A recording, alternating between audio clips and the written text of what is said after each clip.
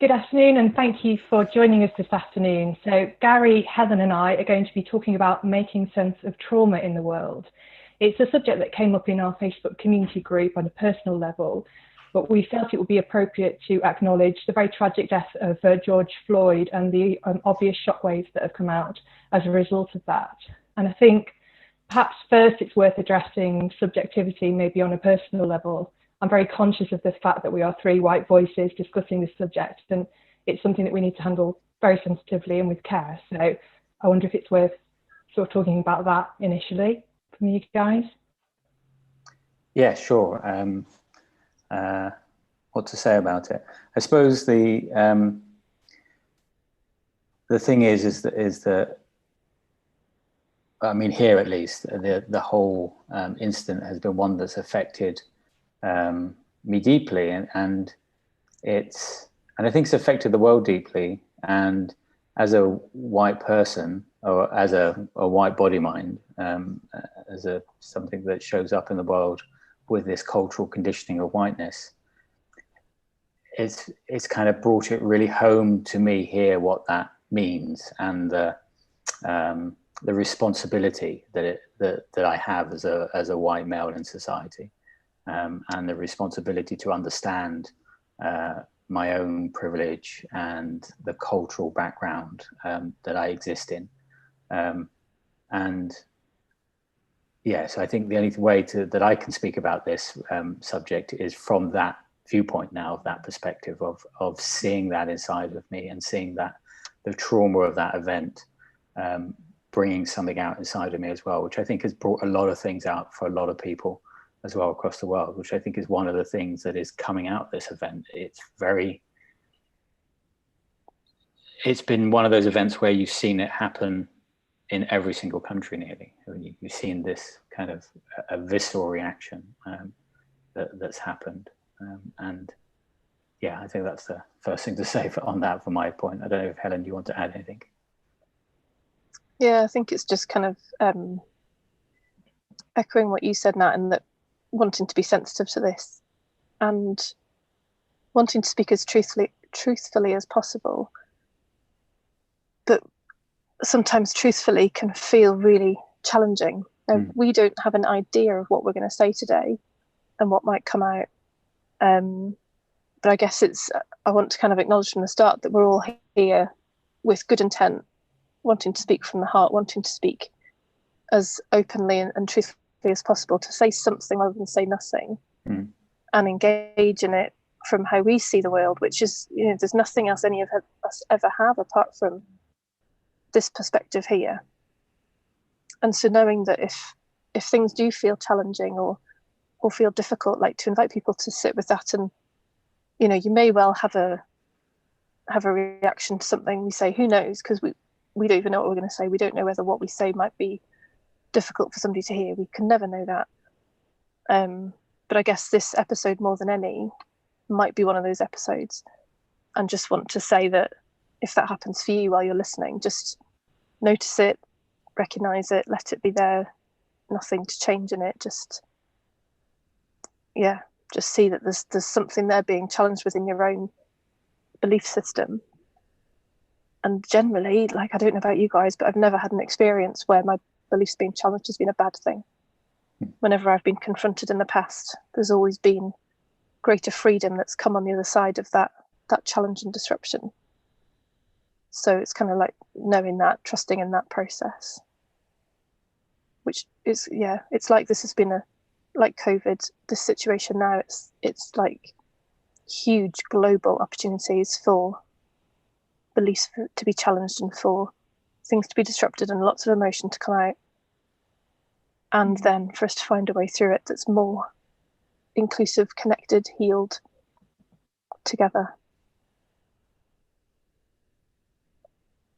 Yeah, and I'm seeing a lot about people having the intention to listen more and to be aware of other views, and I'm wondering if that's possible when, as you said, we only ever have the conditioning that we have. We only ever have this perspective, which is, influenced by years and years of beliefs and our own individual and cultural and inherited perspectives. Is it even possible to listen without any conditioning? And wouldn't that be great to be able to listen from that standpoint? I think it's possible to listen from a perspective of being experienced without. I read a post on it, and it was, talking about this space that you can inhabit where you listen without a sense of, I'm going to say discrimination, but not discrimination in a racial way, but discrimination in terms of labeling or categorizing any kind of experience. And it's possible to listen from that space, but that doesn't mean there isn't a reaction in the body while you're listening from that space. It doesn't mean there isn't an emotional reaction that comes up, which is based on conditioning, which is based on beliefs, which is based on your experience as well. And all of those things will happen when you're listening to somebody. And it's when you're listening to somebody and there isn't something as sensitive as this topic, then most times that reaction when you're listening to it in your body, especially in the work that I think all three of us do, when you're listening to somebody's stories and you listen to their experience and you listen to yourself and the back channel that you have, because that guides you in the discussion and it guides you in what you're going to say next. And but in this kind of conversation, you are inherently part of the complexities of structural racial inequalities in society. And as somebody who is white, that means that you are inherently on the side of the structure that's oppressing somebody else. And then because of that, you are going to get a lot of reactions to listening. You're going to get a lot of things where you're going to go, yeah, but that's all going to come up for you, and it's all going to be here, and it is about holding that compassionately with yourself so you can listen to that space and allow those reactions to happen and come up, and also realize that you might not be in a space yet where you can have that listening exercise, that you might have to go and do a lot of work or internal work or exploration and education before you can sit down and listen to other people about this. Because you might come in because you've got all this cultural conditioning and background and experience from your culture and the structure that you live in. You might not yet be ready to have a listening exercise with somebody. Yeah, really hearing that the experience of listening where everything drops away, where there is no thing, there's no even other, like you're just so absorbed in the moment. We've talked before about when you first meet somebody who you're, maybe first date or something, you're so just absorbed in that moment with that person. There's no idea of me, there's no idea of them. There's just words coming out and words being heard, and that's that kind of listening, isn't it, where then anything can be heard and it doesn't stop. I really hear as well in that there's, like, in that space, it's that real depth of response from the core rather than response from the ego. And it's the difference, like you called it last time, between the yes but and the yes and, because the core can still have a very strong yes and no, but it's in so much alignment with the moment that it doesn't get resisted by the other ego, because it's truth speaking to truth. And that's what's available with any conversations anytime with any topic, but could be hugely powerful here. Yeah, and that talk of doing work for ourselves. So I've not done this for a long time. Byron Katie, her website, The Work, she has a free downloadable sheet that you can do to kind of do a very practical process of inner work with an experience that's happened. And it just occurred to me to do it with this situation with George Floyd, because there were no obvious beliefs coming to mind where I was thinking, well, this is what I'm thinking, this is what's getting in the way in this situation, or this is what's, there was nothing obvious. And I thought, well, I'm going to do that then. And what the process takes you to is to see what you're thinking and then to turn it around into all different permutations. So the example she uses on that one is, Paul lied to me. So in the turnaround, it becomes, I lied to Paul, or Paul didn't lie to me. And you test out like all the different options to see what else is true as well as, because we get stuck in one.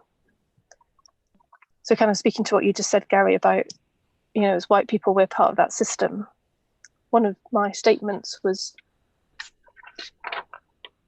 Derek murdered George. And when I turned it around and said, I murdered George, it was the recognition that on the human level, yeah, my ancestors, our ancestors, will all have been part of that system, all been part of that journey from the slave trade to where we are now. We've all been part of this current systemic racist economy we've got. We've all had a part in that somewhere along our ancestral line, and still today. So we're all part of that situation. And then also on the absolute level, we are one shared being.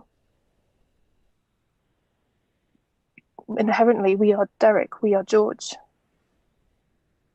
We're all of it. So it's that seeing of, that's the truth of it, that's at every level. This isn't something we can just say, oh, not me, not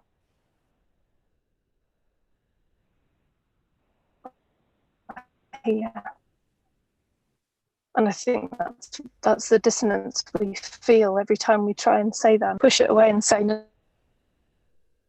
deep inside, the untruth of that.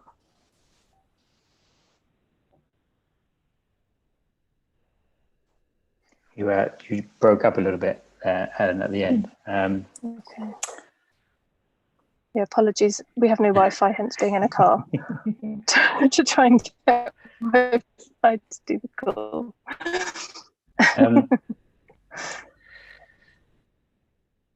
Yeah, I mean, you don't know what to, you don't know how to formulate, because some people, we would think that most people listen to this podcast are in a space that they're able to understand what we're talking about when we're talking about inherent connection and interconnectedness, interbeing, and what people are, this kind of conversation or these kind of spiritual conversations are pointing towards. But obviously some people are not into that space to see it, to see that ultimately, like you said, is that, you are George Floyd, and you also are Derek Chauvin, and you also are everybody else, and you also are everything that's led up to this point as well. That's also you. And it can be difficult to understand that, I think, that perspective sometimes. So what do we say to people that don't understand that kind of inherent connectionness that we've got between people that can inform a situation like this in some way? I think there are moments when we can experience that connection, regardless of whether intellectually or non-intellectually we can feel that, because it is that moment when we can listen and drop momentarily that belief and condition that we've talked about, that is experienced directly, even though there's probably a very, very compelling and understandably strong acknowledgement and recognition of a deeply divided, entrenched culture that that is playing out in front of us, and we can all see that. So there has to be some means of sensitively reconciling those two things, because it's almost like a paradox, isn't there, that we're seeing this fragmentation that is epitomizing the separation that we're feeling when we are in that place of purely identifying with this body, with this mind, with this culture, with this whole existence And then when we intermittently come out of that, we see for ourselves that that is not who we are at a very, very, very deep level. And that's really difficult to acknowledge that without also being hugely sensitive to the reality that has played out in front of us, hasn't it? I don't think we're saying that either that the recognition of that interconnectedness and that inherent connection is a solution either.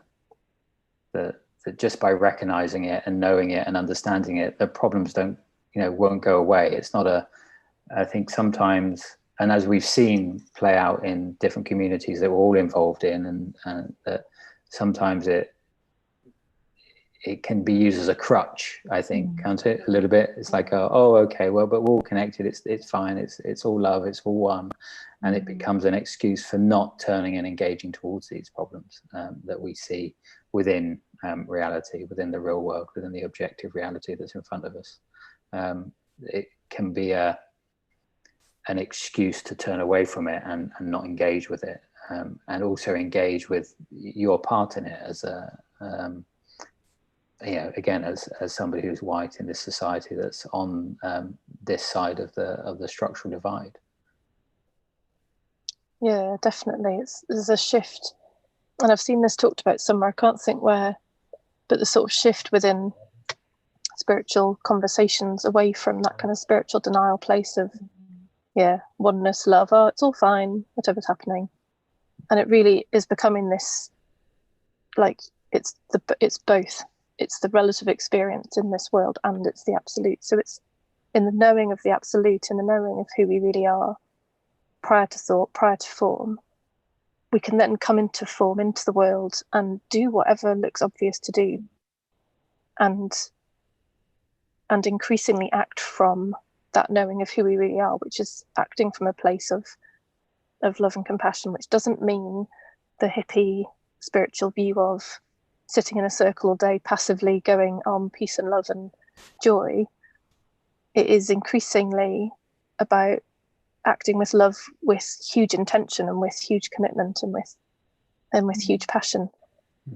And we can never know from the outside where an individual is acting from. All we can ever know is to look here.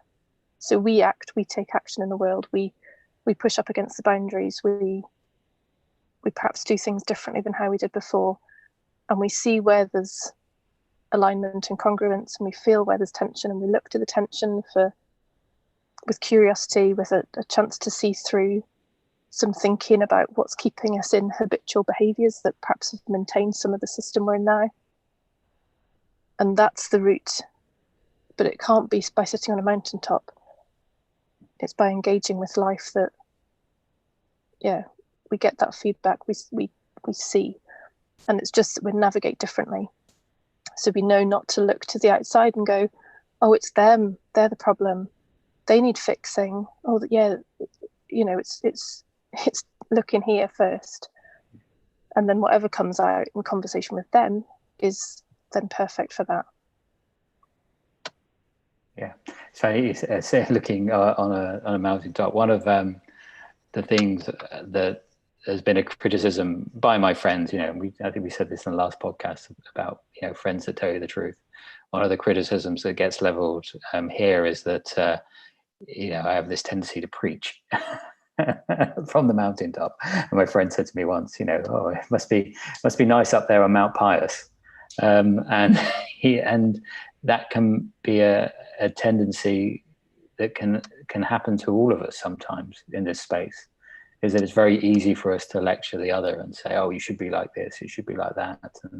And that's coming from a place of separation inside of yourself, is that that kind of tendency to preach or tell people that, and you see this as well, and you're telling people, well, you've just got to do X or do Y, or think about it differently, or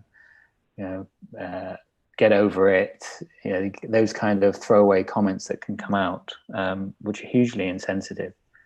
And it's recognizing that, like you said, that the work starts here. The work starts with you before it changes over there, because you have to change yourself to change the world, because since you are the world, I mean, if there's no separation, then changing yourself first changes the world, because they're one and the same.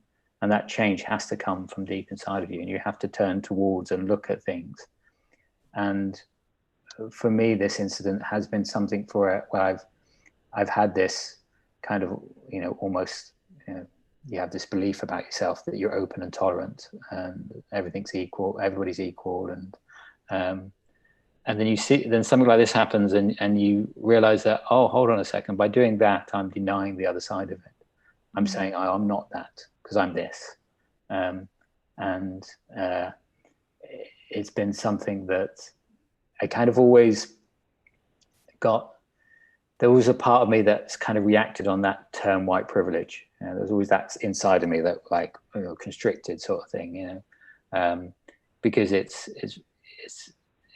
one of those phrases that can be negated in duality quite quickly by people pointing somewhere else and saying, well, these people don't have privilege, and that's not the point, because it goes deeper than that. Because what this incident has done, I think, for a lot of people, it's a very surface level symptom that we're seeing, and we can just work on changing the symptoms, or we can look past that and look deeper and say, well, what is the actual cause of this? And I think for me, it's been a wake-up call to turn and look at that and say, well, hold on a second, you need to go and look at the structure that you're involved in, and what can you do to change that structure?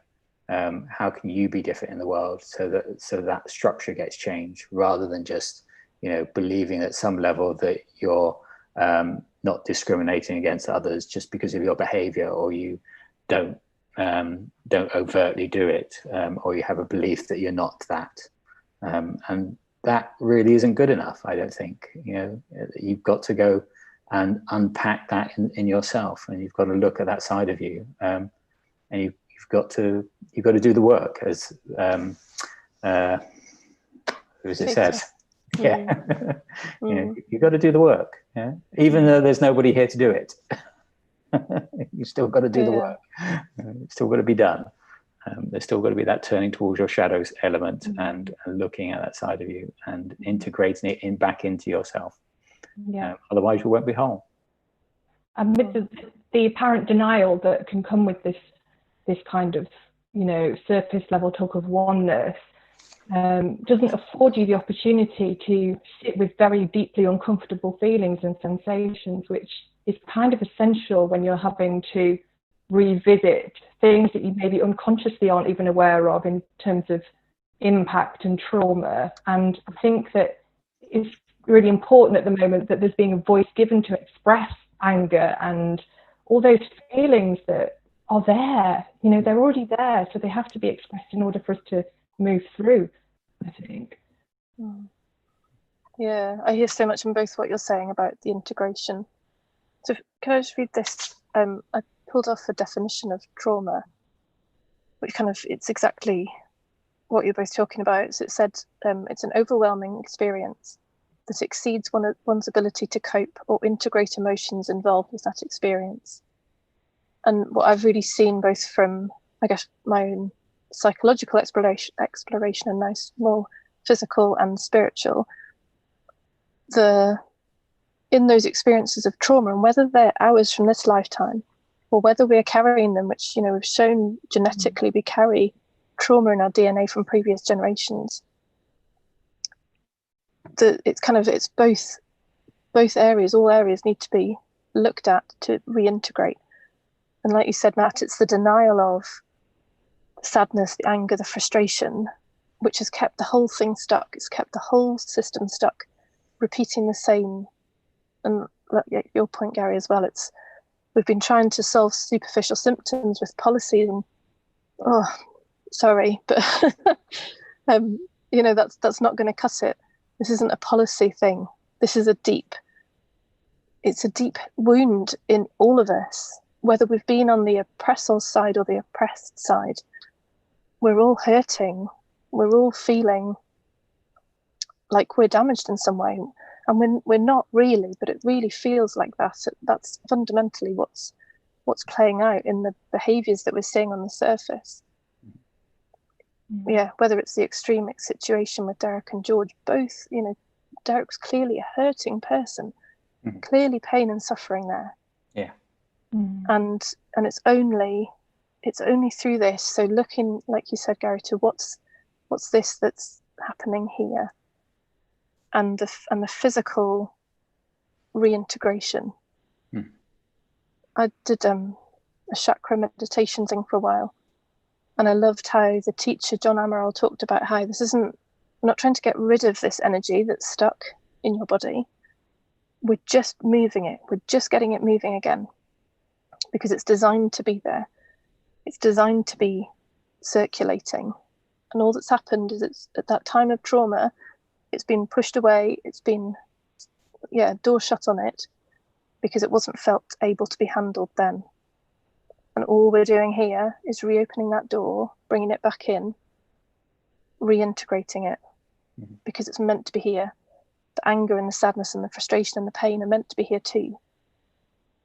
And we've kept pushing it away. We've kept saying that's not right. That's not how we should be.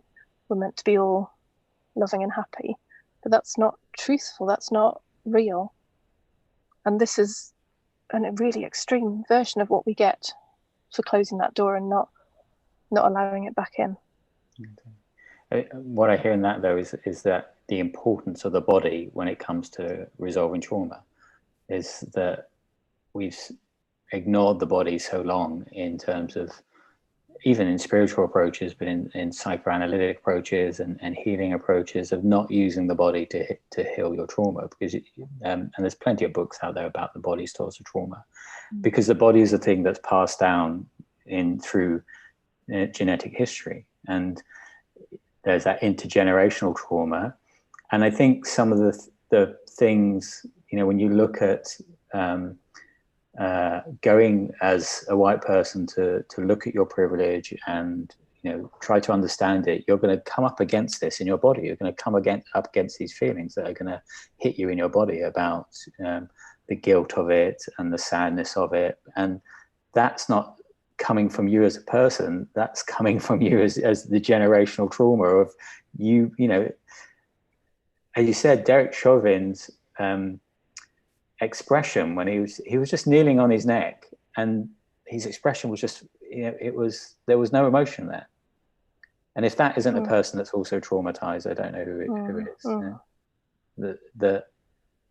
For me, he's also a victim of systemic racism, because he's a victim of the generational trauma and the generational systemic racism that's put him in that position, because he didn't grow up to get to that point. That wasn't a life goal to get to that point. Yeah. You know, he's also a victim of the system that has put him into that position as well. However that's happened, and it's important to recognize that side of it as well. That as you said, both sides are hurting, and somehow there has to be a bringing together and creating space that people can sit and talk about this in a way that's healing. And part of that work, before you even get to that space, is, you know, you have to go do the work to find that out, you know, inside of yourself. And this is what we talk about, and a lot of spiritual teachers, and Ram Dass says it a lot in his work, is that if you have a sense of social injustice, go work on yourself first and foremost. Go work on yourself. Go work on yourself and healing yourself and looking deeper inside of yourself. And that's the work that you need to do, and not avoid it or bypass it or deny it or turn away from it, because it's in going to do the work, holding those emotions, feeling it in your body, that you can heal it within inside of you, so then you can go and, you know, help heal others as well at the same time. And that sounds to me quite resonant. Of I like the way Eckhart Tolle talks about the pain body, which is another reference for that. It almost gives it an entity, even though it's not an entity. And it really helped me to understand it when I was feeling traumatic echoes and resonance within me, to go, there, it's rising in me, that pain, and it's flaring up, and it needs to be felt. It needs a window of opportunity to illuminate it and to sit with it and recognize that it can't overwhelm me the way I think it can. And this is the thing around trauma that requires a lot of sensitivity, is that it doesn't always release itself in one go. It can be a lifelong thing, really, can't it? And it takes great sensitivity, empathy, awareness to recognize that, to handle it, and to kind of give it the space that it requires, because it can be intermittent. It can suddenly flare up, and I used to think of it as a very negative thing when I was experiencing it, and now I also see that it's even though it's very difficult to reconcile, it's a great opportunity, because it's coming up against all the time, saying, come back to who you are, in a really loud way sometimes. Yeah, like that child jumping up and down, please look at me, please look at me, please give me attention. And we've kept going, no, too busy, no, haven't got time, don't want, inconvenient. Yeah. And I think that's why this current opportunity is shouting so loud. It's like the child's had enough. It wants to be seen, really, really. It was like that. You watched the interview that Michael Nils did with him, and I've forgotten his guest's name, but he was saying, it's like me knocking on the door, and you're not answering, and I can look through the window, and you're still not answering. So I'm knocking on the window, and I can see you on the computer, and then I'm still knocking, and eventually you open the door, and I'm like, well, I'm here. He says, but now the door's open, so now I've got an opportunity to talk to you about it, and it seems that this is an opportunity. The door is open, for us to have a discussion about it and start talking about it. And create space to talk about it. And for some of us, it might just be that, we have to do it so slowly for a lot of people. Some people have been brought up in situations and families and cultures and backgrounds where racism is hugely prevalent for them, and they've got to extract themselves from that, and there's a lot of letting go. So for them, there's a lot of holding space and moving them towards it and being compassionate with them and trying to draw them out of that space, just because of the culture they've grown up in. And for others, it's going to be easier. And for some people, it might be that they just have to hold space for it. They're able to hold space for it inside of themselves, and that's the most they're probably ever going to be able to do with this. It's just that, okay, there's a space for it there, and I'll be able to get on with my life, but there's a space with it there. And so there's no right way to do it. It's just any kind of trauma is about investigating it slowly and feeling it out and touching the edges of it, and going a little bit further and exploring it and releasing those emotions as you do it, because it's energy, and the energy can't all be released at once, because if it gets released at once, it's overwhelming and re-traumatizes you. Yeah, as you were talking there, a visual came up of like this, how we can go from being such a solid fixed block, and it's little by little rounding the edges, softening the edges, dissolving the edges. And that's kind of the process of little by little as space is created, and we gently challenge what's been held to be true before. And it reminded me of there was a book I was reading recently, and this concept just really struck me, of objectification, and how when we feel overwhelmed, we objectify, or when we do want to disconnect from something, we objectify. So if we, I don't know, let's say we were going to divorce somebody, we would objectify the other into horrible, awful, dreadful person, because it makes the act of divorce easier. Or in going into war, where soldiers are told, they give the opposition a generic name. They're not seen as human beings. They're just, it's just them.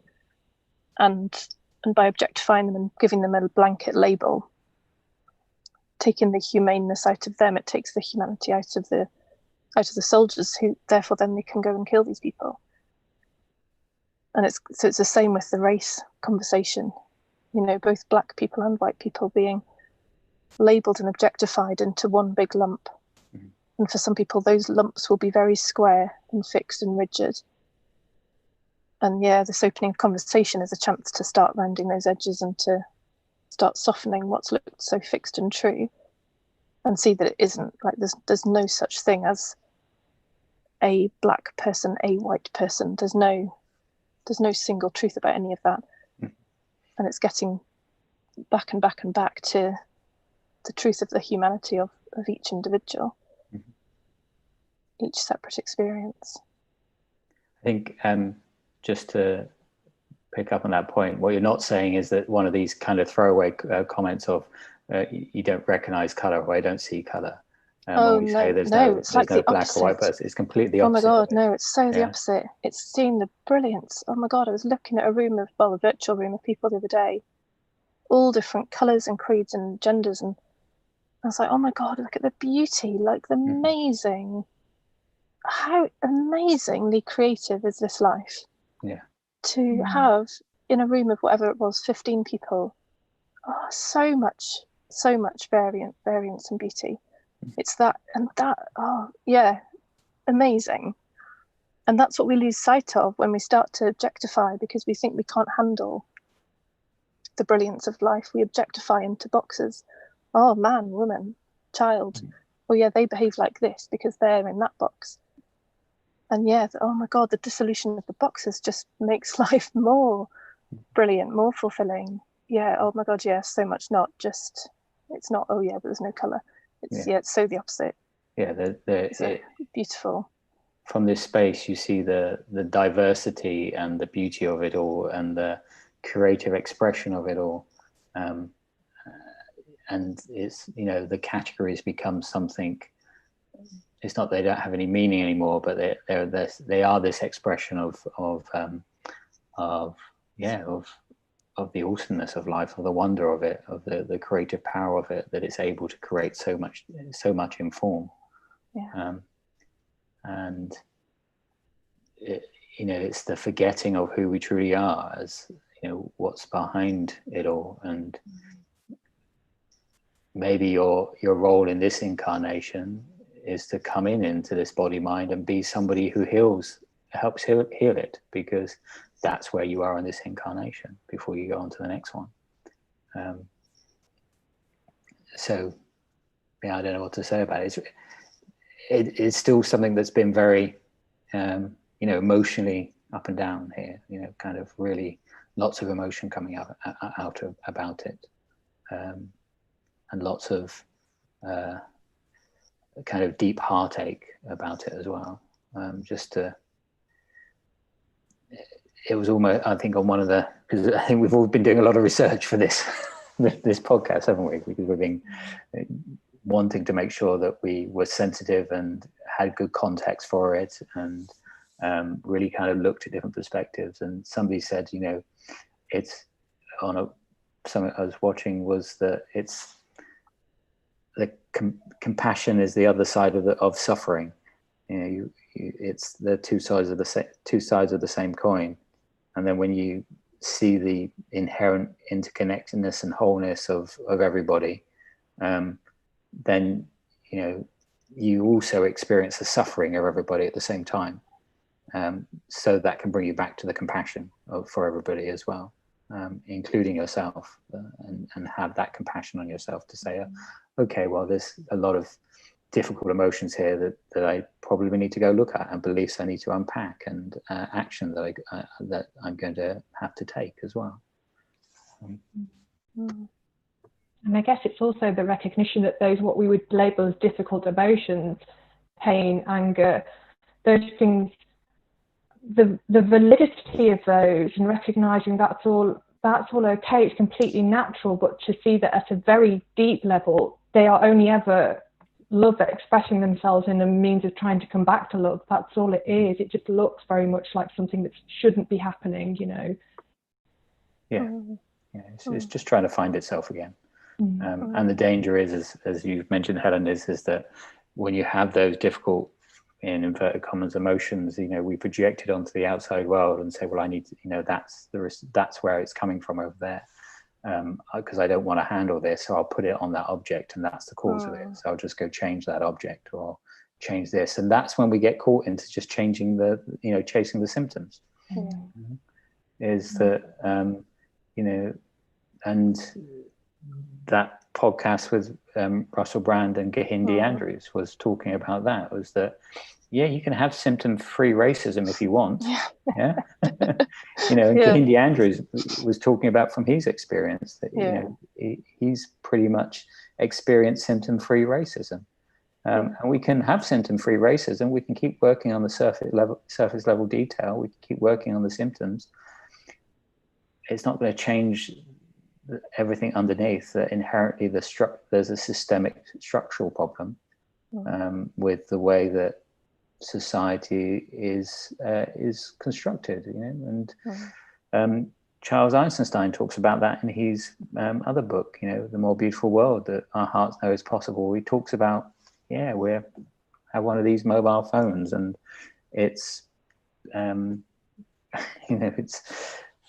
if you paid the amount that it was actually worth, then you would never be able to afford it, because you're exploiting people in developing countries to have it. You are inherently part of this system. Everybody is, every single, but regardless of your creed or your color or your race or your religion, or if you live in a Western country, you are inherently part of that systemic racist system, because you're exploiting people to live your comfortable lifestyle that you have.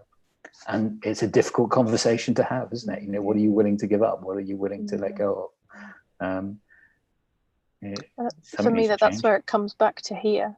Because the more you delayer here, the more it starts to become obvious. And I know this sounds like a really ridiculous example, but the other night my husband was in the garden putting ant powder down on the patio, and my heart was breaking. I was like, these ants are just living their life in the garden. That's their home. It's like, you're being Mr. McGregor with the rabbits.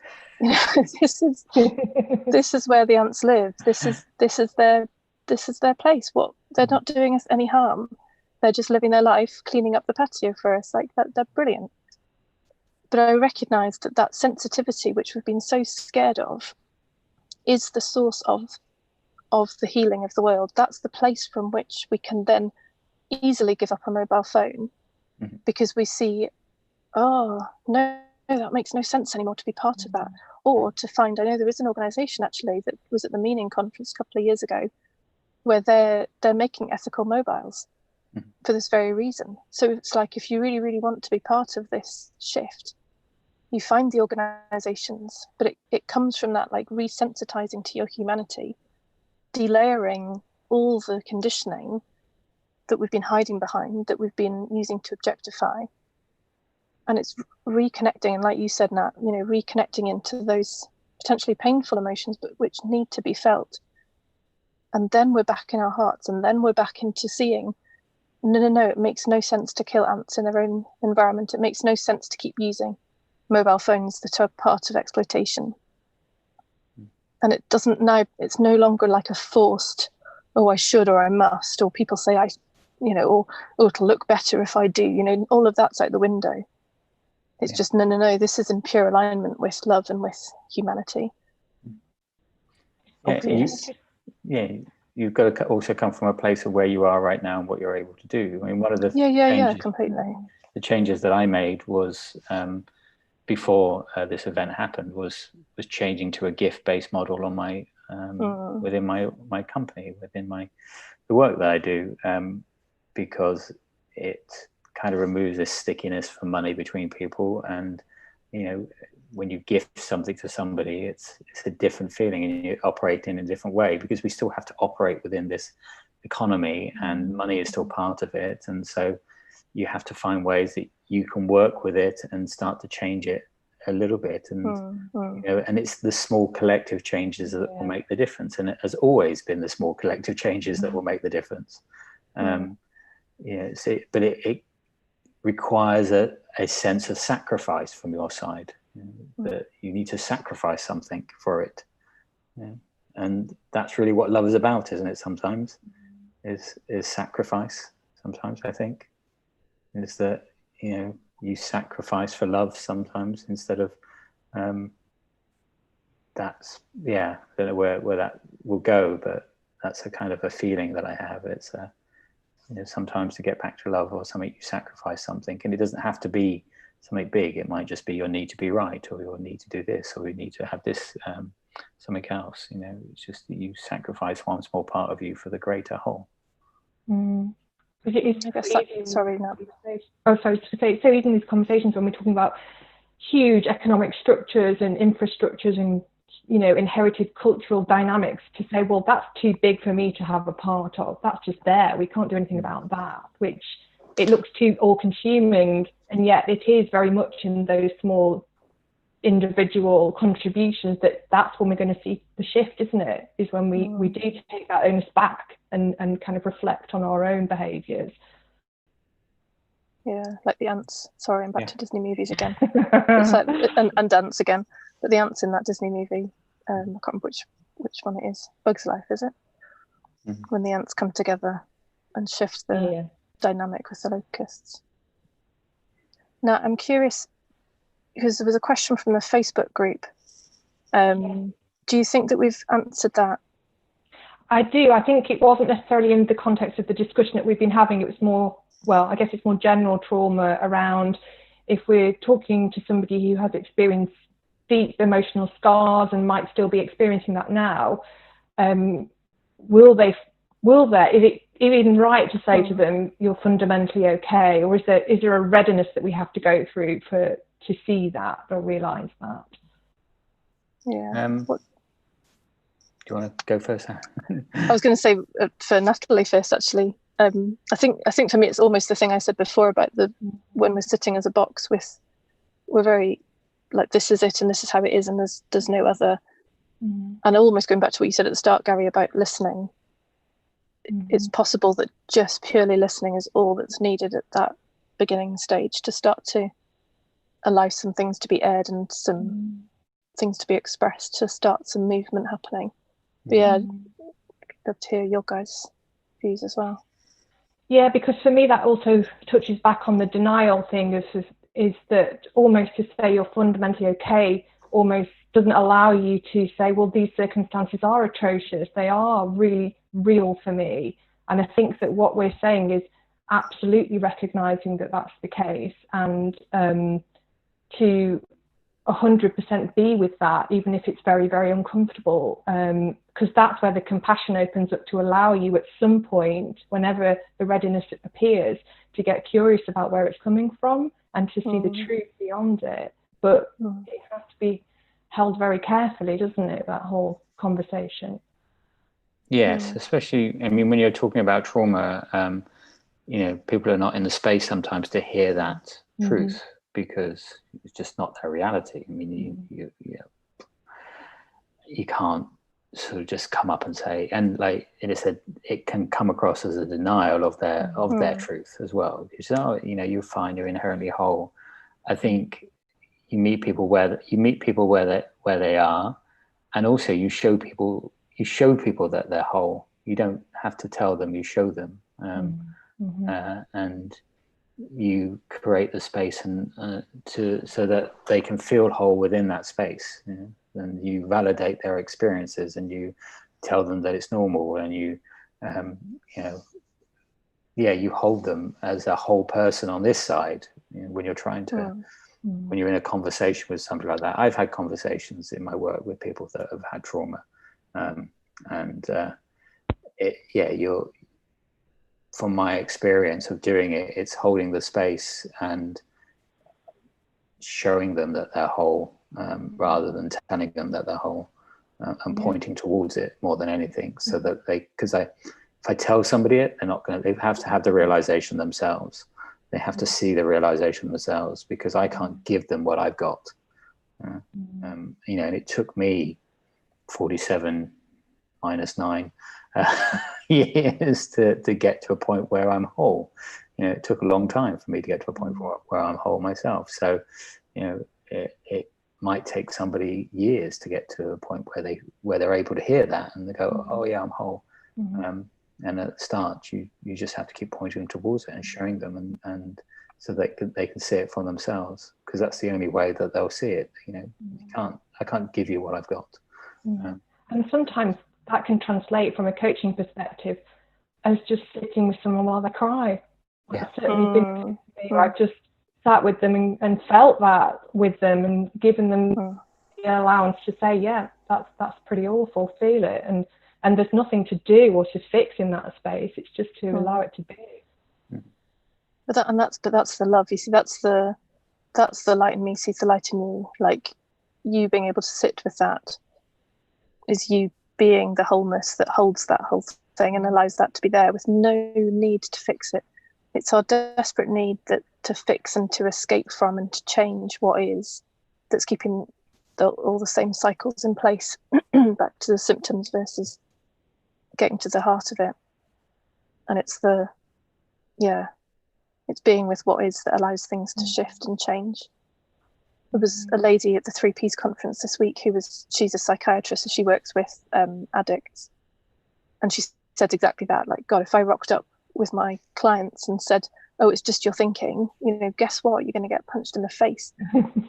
She didn't use those words, but that's, metaphorically, that's what's going to happen. Because that's not where that person is. And all of this comes back to, the more we're connected into who we really are, the more we sense this moment and what's needed for this moment. Nothing intellectual about it, no strategies applied, no kind of, this person's at this level, right, now I need to do this or say this. It's such an embodied, felt experience, isn't it? And just the more we delayer here and the more we reconnect here, the more we show up as that light, we show up as the space for the other, and hold it and allow that change to happen by not needing it to change.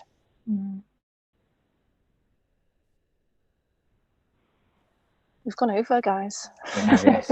I mean, it's such a great conversation. Yeah. So this is something that we could probably talk about for a long time, isn't it? And we've weaved away from the initial incident that's happened that brought this kind of conversation to light. But it's hugely important. I mean, what's happened is a traumatic event for a lot of people. I mean, we get desensitized to it sometimes because of the media infested culture we live in, which is just pushing it down our neck all the time. War, horror, violence. So you're constantly turning away from it. But there was something about this incident, because it's not the first incident that's happened, and probably won't be the last one either, unfortunately. But there was something about this one that really touched a lot of people. And when I watched the video, it was heartbreaking. And there was something inside of me that said, I don't want to be part of it. Don't want to be part of a society that allows that to happen.